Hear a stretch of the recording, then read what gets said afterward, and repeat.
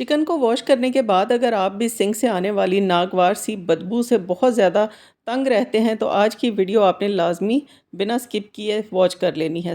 सबसे पहले जितना भी यहाँ पर एक्स्ट्रा कचरा है वो निकाल देना है। उसके बाद कोई सा भी छोटा सा एक पीस ले लें कपड़े का, जिससे आप बर्तन वॉश करते हैं वो आपने सिंक की क्लीनिंग के लिए यूज़ नहीं करना, और लिक्विड डिश वॉश जेल डाल के आपने अच्छे से अपने सिंक को क्लीन कर देना है। अब यहाँ पर क्लीन तो हो चुका है, अब हमने पानी को करना है गर्म। यहाँ पर खोलते हुए पानी के अंदर 1 चम्मच खाने वाला मैं नमक ऐड कर रही हूँ। खाने वाला नमक जो हम नॉर्मल यूज़ करते हैं वो 1 चम्मच भर के इसमें डालेंगे, इसको मिक्स कर दें।